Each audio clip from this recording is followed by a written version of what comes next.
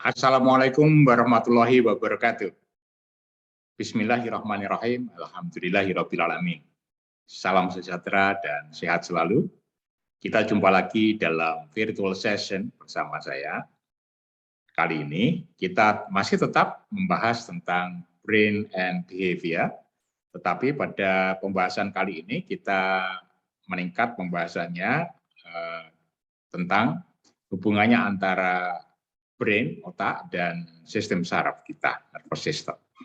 Dan bagaimana kita bisa mengerti tentang proses terjadinya kita menangkap sebuah informasi melalui indera kita, lalu kemudian dibawa oleh sistem saraf kita ke otak kita, lalu diproses informasi itu, lalu kemudian kembali lagi menjadikan sebuah perintah yang melalui sel gerak kita, kemudian itu menjadikan kita itu beraktivitas atau disebut dengan berperilaku, gitu ya. Nah, ini penting bagi kita, mengapa kita harus membahas ini, walaupun kita membahasnya secara ringkas dan hanya sepotong ya.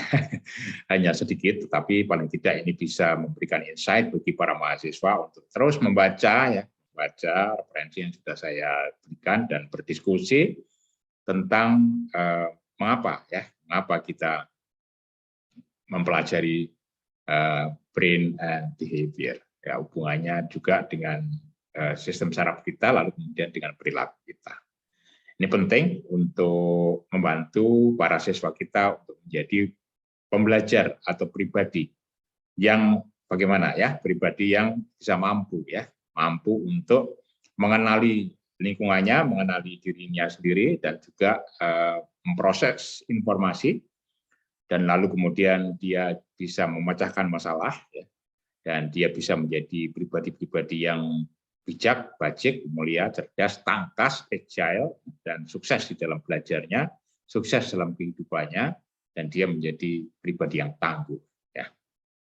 Dan ini adalah perlu bantuan dari para guru. Nah, Anda adalah calon-calon guru milenial. Sisi lain adalah sebagai calon guru milenial, Anda harus sensitif terhadap apa yang terjadi di Indonesia mengenai pendidikan kita. Sekarang kita sudah masuk kepada era pendekatan progresif, di mana pendidikan kita masuk dalam sebuah filosofi apa yang disebut dengan merdeka belajar, dan kurikulumnya pun menjadi kurikulum merdeka.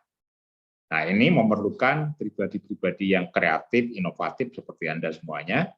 Oleh sebab itu, marilah kita ikuti bersama pembahasan untuk kali ini. Tentu ini adalah pembahasan singkat sebagai insight bagi Anda untuk berdiskusi, untuk terus membaca buku yang sudah saya kirimkan. Baik, terima kasih. Mari kita mulai. Bismillahirrahmanirrahim.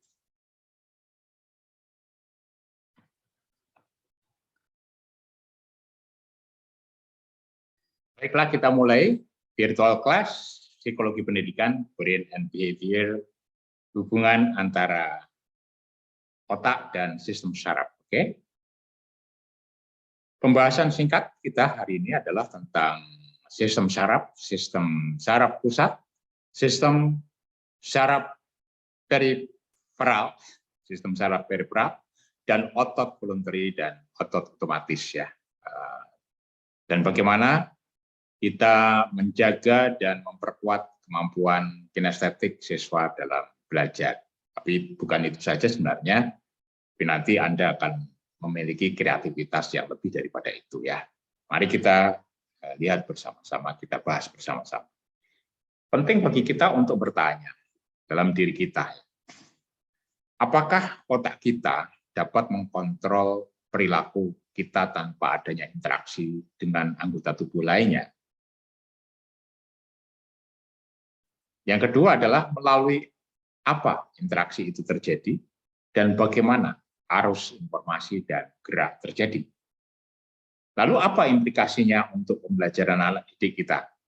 Karena kita adalah sebagai guru atau calon-calon guru, apalagi dirimu sebagai calon-calon guru milenial, mestinya Anda mampu untuk mempersiapkan diri Anda untuk menjadi pembimbing, mentor, coach, mentor, dan teach, bukan hanya teach ya, teacher, coach, mentor, dan apa ya, dan fasilitator dari anak didik kita. Baiklah, kita lanjutkan ya. Perlu kita mencari sebuah dasar berpikir. Otak kita itu mengkontrol sebagian besar dari perilaku kita. Itu yang disampaikan oleh Kreider, Kuttels, dan Kanavov, dan Solomon ya, pada bukunya yang berjudul Psychology. Kalau buku ini memang buku lama ya, bukan berarti buku lama itu tidak boleh untuk sebagai referensi, tapi ini adalah buku lama yang memiliki apa istilahnya basic knowledge-nya sangat bagus sekali, dan ini juga saya beli di Australia, di Melbourne waktu itu ya. Ini tahun 1989, saya belinya pun juga sudah tahun 1996 pada saat itu ya. Baik, dan ini masih juga saya jadikan referensi untuk pemikiran-pemikiran saya, walaupun sebenarnya sudah banyak sumber-sumber yang baru. Sebagai sistem saraf pusat, otak itu mempunyai peran sentral untuk mengatur dan mengendalikan fungsi gerak tubuh kita. Itu berdasarkan hasil penelitian dari Huda dan Suryati yang diterbitkan di sebuah jurnal yang memiliki judul tentang studi tentang otak dan Al-Quran. Ya. Ini diterbitkan pada tahun 2020. Otak kita itu mengkontrol pemikiran, perasaan, dan perilaku kita.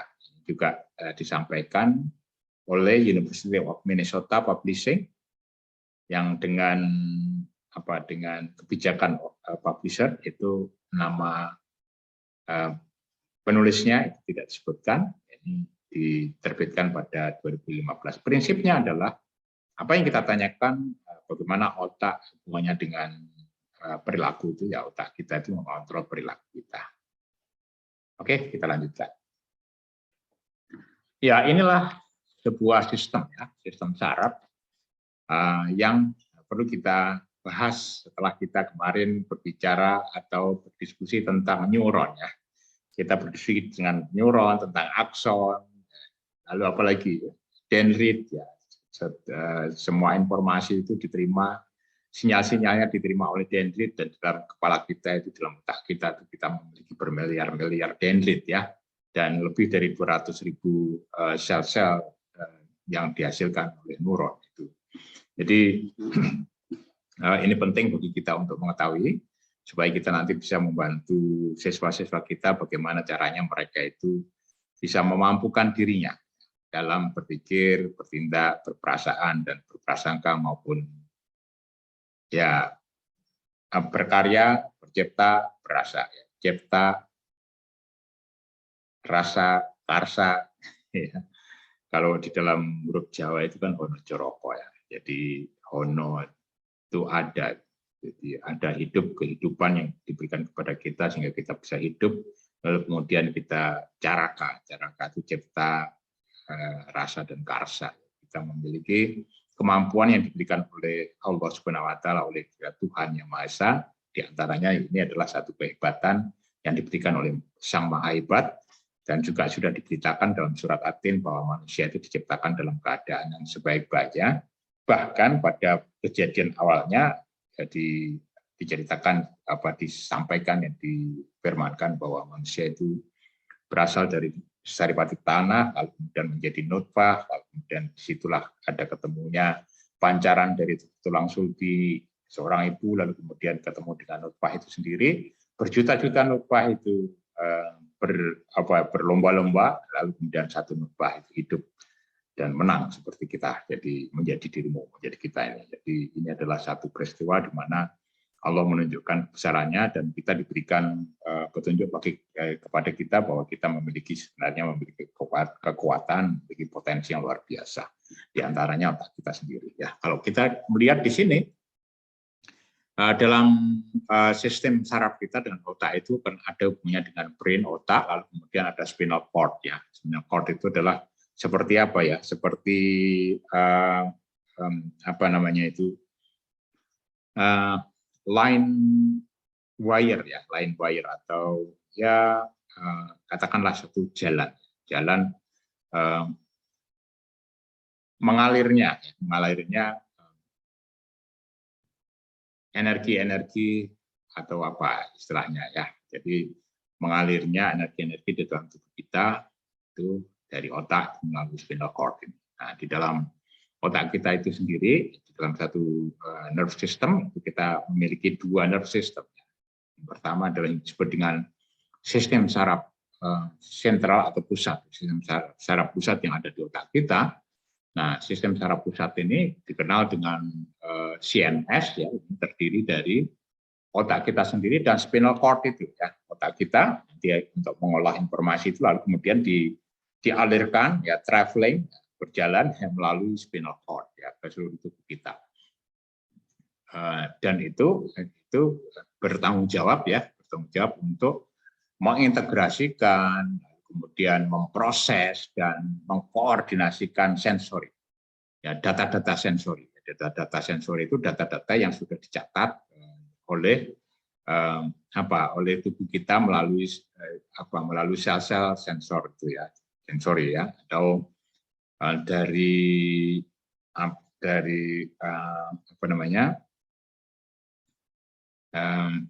boleh dikata adalah kita ini kan punya indera, ya.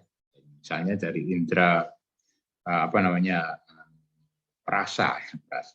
Kalau kita memegang sesuatu, ya, dalam telapak tangan kita, nanti akan terjadi informasi yang ditangkap oleh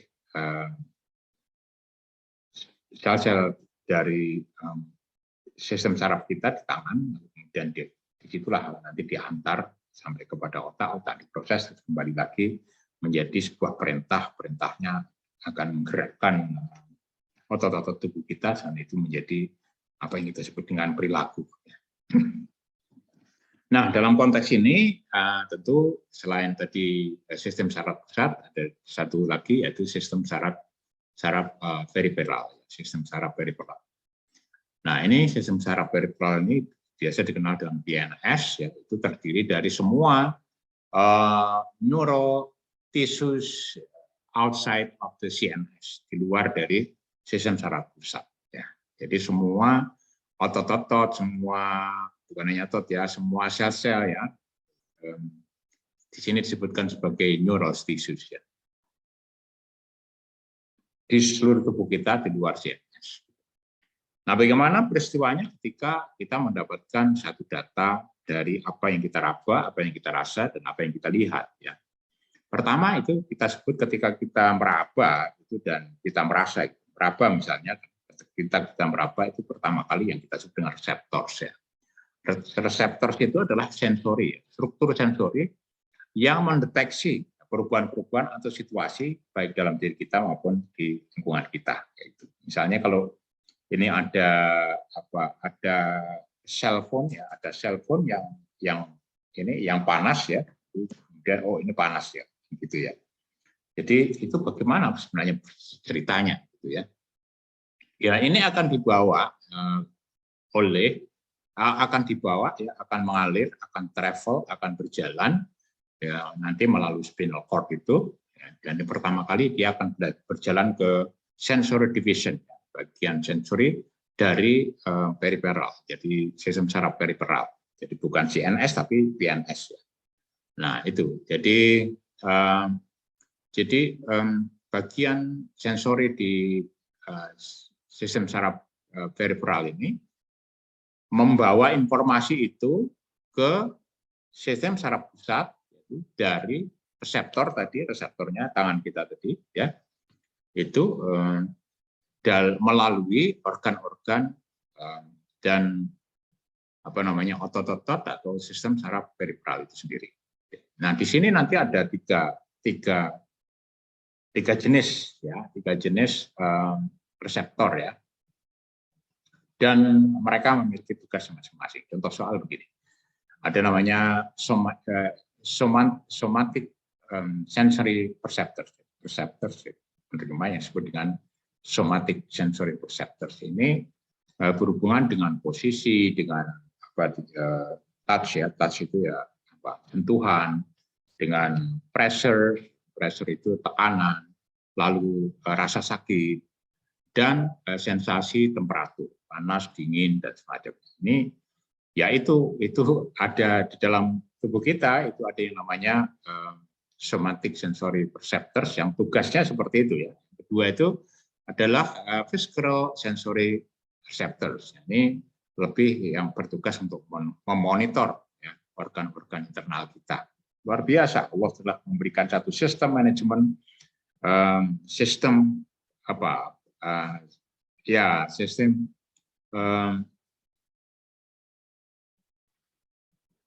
nervous system atau sistem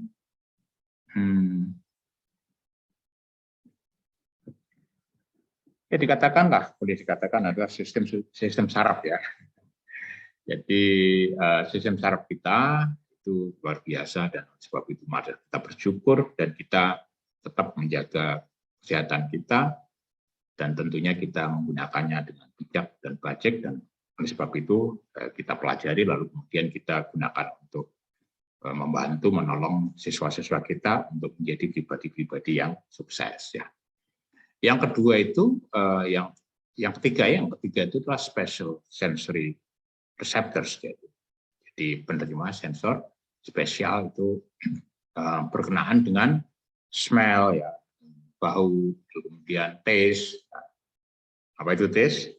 Ya rasa, kemudian vision ya, penglihatan, dan balance ya. Apa itu balance ya? Oke, betul. Ya, oke.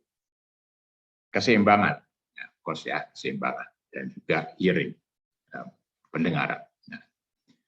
Ya, sangat tergantung sekali ketika kita mendapatkan satu informasi, data yang masuk melalui apa? Melalui penglihatan kita, atau pendengaran kita, atau melalui perabot kita, itu akan dibawalah oleh yang bertugas, apakah itu somatic sensory receptors, atau physical sensory receptors, atau special sensory receptors, itu dibawa untuk apa? Untuk diantarkan ke sistem saraf pusat kita itu. Nah, di sanalah maka akan terjadi information processing. Dalam sistem saraf pusat kita akan diproses. Jadi di situ akan ada information processing yang termasuk diantaranya adalah mengintegrasikan dan mendistribusikan informasi-informasi yang sudah masuk tadi melalui sistem saraf tadi itu ke mana? Ke CNS. CNS itu adalah sistem saraf pusat kita atau central nervous system kita. Nah, setelah itu diolah dan dilakukan oleh tugasnya CNS, itu kemudian dialirkan lagi atau mengalir lagi atau travel lagi, mengembara ya, mengembara lagi ke apa yang kita sebut dengan motor division of the PNS. Jadi itu adalah bagian gerak dari sistem saraf periferal kita, otot-otot kita, ya kan? Dan itu membawa perintah motorik, perintah gerak dari sistem saraf pusat ke semua sistem dan tisu, aliran, otot-otot dan saraf di periferal, sistem saraf periferal. Nah, di situ nanti juga akan ada dua hal yang sangat menarik sekali. Yang pertama disebut dengan the somatic nervous system atau SNS, atau sistem saraf somatik, dan yang kedua adalah sistem saraf otomatis. Kalau hal-hal yang itu berhubungan atau merupakan satu hal yang dikontrol oleh sistem saraf kita, berhubungan dengan gerak dari otot-otot kita atau skeletal muscle construction, nah ini adalah tugasnya dari the somatic nervous system. Nah, sedangkan kalau hal-hal yang halus, ya otot halus misalnya apa? Misalnya adalah smooth muscle, ya itu otot yang halus, lalu kemudian cardiac muscle, glands, dan adipose tissue, ya, itu tugasnya apa yang disebut dengan automatic nervous system. Secara otomatis dia akan jalan, ya. Nah, disitulah disebutkan apa yang kita sebut dengan effectors. Ya. Effectors itu satu personifikasi dari yang menerima dampak gitu ya, dan menjadi target dari organ-organ kita yang aktivitasnya akan berubah menjadi respon ya. Respon terhadap apa? Terhadap neural commands, dan akhirnya terjadilah satu gerak atau respon terhadap lingkungan kita yang disebut dengan perilaku itu tadi. Nah, inilah paling tidak secara singkat kita bisa mengerti jika hal ini adalah penting bagi kita untuk mengetahui supaya kita bisa menolong siswa-siswa kita untuk tetap menjaga kesehatannya, menjaga pribadinya, menjaga kekuatan berpikirnya, menjaga kekuatan geraknya, dan selalu bisa moving ya, selalu bisa secara positif, konstruktif itu bergerak menuju kesuksesan sebagai pribadi yang melihat angkas, tegas, cerdas, dan juga bijak dan bajik. Nah, ini penting sekali. Inilah tugasnya para calon-calon guru milenial untuk mementor mereka, meng-coach mereka, men-train mereka, men-teach mereka. Nah, kita akan menjadi seorang teachers, bukan hanya seorang teacher, tapi ya juga seorang mentor, seorang coach, seorang train. Ya. Apalagi mereka adalah generasi-generasi yang sudah jauh dari generasi milenial yang baru. Anda juga generasi milenial, beda dengan Pak Budi sekarang. Ya. Saya adalah generasi yang sebelum generasi milenial, kan, maka saya harus mendisrupsi diri saya kepada satu sistem yang sekarang bekerja bersama alam dan bersama dirimu semuanya. Ya. Oke, baik, kita lanjut ya. Ini orang-orang yang baby boomers ini, bukan milenial ya. Oke, anyway, kita lanjutkan ya. Nah, contohnya ini sebagai contoh ya. Kita ada contoh memilih koin misalnya.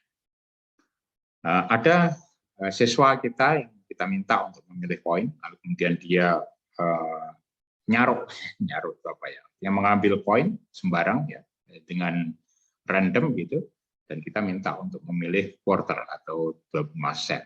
Bagaimana ini bisa terjadi peristiwanya sehingga nanti dia berhasil untuk mengambil yang 25 sen ini ya. Pertama itu ada pressure, ada tekanan dalam tangannya anak-anak kita ya. Yang kita sebut dengan post receptors tadi ya. Nah, itu lalu kemudian di dalam tangan kita pressure di koin di dalam tangan kita lalu kemudian menstimulasi reseptor, yaitu reseptor ya pada tangan anak-anak kita tadi ya. Lalu bagaimana setelah itu? Nah, otot sistem saraf periferal itu di tangannya anak-anak itu mencatat informasi itu, data itu dicatat ya. Jadi informasi sensori itu tadi dicatat lalu kemudian dibawa melalui spinal cord ya. Kita sebut dengan ke mana, ke sistem saraf pusat. Itu dibawa ke sistem saraf pusat melalui spinal cord. Tadi sudah saya jelaskan ya. Lalu informasi itu traveling, berjalan atau mengembara ya. Atau apa ya, mengalir melalui spinal cord tadi menuju otak kita, menuju ke CNS, itu sistem saraf pusat ya, central nervous system ya. Lalu kemudian central nervous system, maaf ya. Lalu kemudian otak kita menginterpretasi sinyal sensor tadi dari yang kita pegang 5 sen itu, lalu mengirim balik ke sinyal gerak kita melalui spinal cord. Tadi kan kita bicara tentang division motor ya, division of motor sensory kan gitu ya. Lalu kemudian itu sinyal gerak itu berjalan atau mengalir atau ya mengembara dari spinal cord melalui sistem saraf kita, saraf periferal sampai mencapai otot tangan kita. Nah, informasi berjalan melalui spinal cord menuju otak, lalu memberitakan untuk menentukan sampai pada tangan kita bahwa inilah adalah 25 sen. Nah, seperti itu. Nah, dalam hal ini tentu central nervous system kita dan peripheral nervous system kita itu berinteraksi untuk mengontrol perilaku kita. Nah, inilah hubungannya antara otak dan ya sistem saraf kita. Nah, apa artinya ini semuanya? Tentu Anda bisa merefleksikan dalam diri Anda, ya. Nah, coba kalau saya bertanya begini, Apakah yang terjadi apabila telapak tangan itu tidak memiliki sensitivitas tekanan poin tadi, pressure? Misalnya begini, kalau Anda seorang guru, Anda marah sama siswa, lalu Anda mungkin membuat kekerasan terhadap tangan siswa, dengan tangan siswa tidak bisa lagi merasakan itu, terus bagaimana?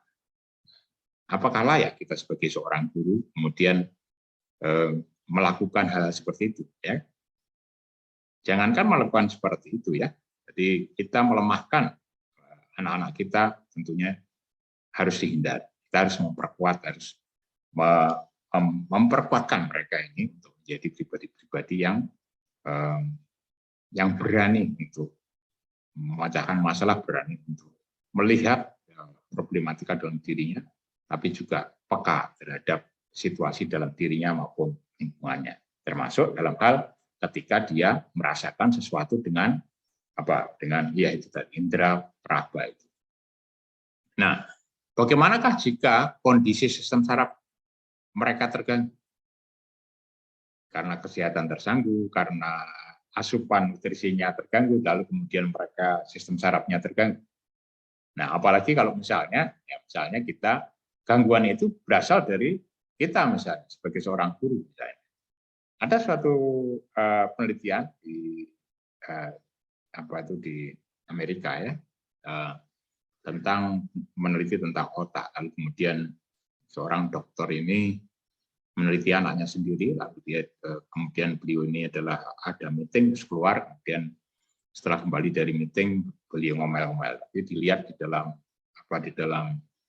monitor komputernya ternyata sinyal-sinyal dendrit itu ada yang meredup. Nah, ini kan menandakan ya. Tentu nanti penelitiannya akan saya kirimkan kepada Anda. Ini prinsipnya adalah bahkan seorang anak yang dibentak-bentak itu akan mempengaruhi sistem sarafnya dia dan akan mempengaruhi bagaimana dia merespon Anda dan bagaimana dia menenangkan dirinya dan berpikir lebih positif lagi. Nah, apakah implikasi dari proses sistem saraf ini dalam pembelajaran dan strategi belajar mengajar Anda? Nah, ini hal yang mungkin jarang kita tanyakan, tetapi ini penting bagi kita untuk mengerti walaupun ini sekejap, dan tentu nanti dalam diskusi bersama teman-teman Anda, nanti Anda bisa selalu berkoneksi dengan saya dan bertanya kepada saya dan berdiskusi sama saya juga ya. Lebih dalam lagi, dan inspirasi apa yang Anda dapatkan dari apa yang kita bahas sekarang ini. Oke. Nah, sekarang kita memiliki tugas. Saya meminta Anda untuk mengerjakan tugas ini. Yaitu tugasnya ada 3 hal yang harus dikerjakan. Yang pertama adalah dengan menggunakan referensi informasi ilmiah hubungan antara otak dan sistem saraf. Ini mohon dituliskan pendapat Anda ya. Nanti ada rubriknya yang saya akan tunjukkan. Yang pertama adalah dalam psikologi pendidikan, mengapa penting bagi kita untuk membahas soal otak dan perilaku ini. Ya. Lalu dalam praktek pembelajaran, apa bentuk aktivitas belajar mengajar yang dapat memampukan siswa menjaga keaktifan otak mereka dan sistem saraf mereka? Menurut pendapat Anda apa? Ya. Lalu kemudian apa yang Anda lakukan untuk mengoptimalkan modalitas belajar? Masih ingat modalitas belajar ada apa saja? Ya, ada visionary, ada apalagi auditory, ya kan? Lalu ada kinestetik, lalu ada di antaranya itu yang kita sebut dengan tactile. Oke. Nah, apa yang Anda lakukan untuk mengoptimalkan modalitas belajar ini, anak didik ini, untuk sukses dalam belajar mereka sehubungan dengan proses hubungan otak dan sistem saraf. Baiklah, nanti silakan untuk bisa berdiskusi sama teman-teman. Namun demikian, ini tugasnya adalah individual ya, seperti halnya sebelumnya. Jadi kumpulkan kepada saya dan boleh nanti didiskusikan dengan saya. Ya, oke. Baiklah. Dan inilah rubriknya. Jadi nanti Anda tinggal menuliskan di sini. Untuk 3 kolom ini, kolom yang pertama adalah pentingnya membahas otak dan perilaku dalam psikologi pendidikan, yang kedua adalah bentuk belajar mengajar dalam praktek pembelajaran sehubungan dengan konsep otak dan perilaku. Ya, ini adalah harus merupakan karya Anda sendiri, internalisasi pemahaman Anda, lalu kemudian apa yang Anda lakukan sebagai guru untuk mengoptimalkan kemampuan siswa. Saya yakin Anda bisa, dan insya Allah Anda akan bisa mengantarkan anak-anak menjadi sukses, dan tentunya Anda harus yakin bahwa Anda bisa sukses. Baiklah, itu pertemuan virtual session kita hari ini, saat ini, di virtual session, virtual class, psikologi pendidikan, brain and behavior, yang bertajuk hubungan otak dan sistem saraf.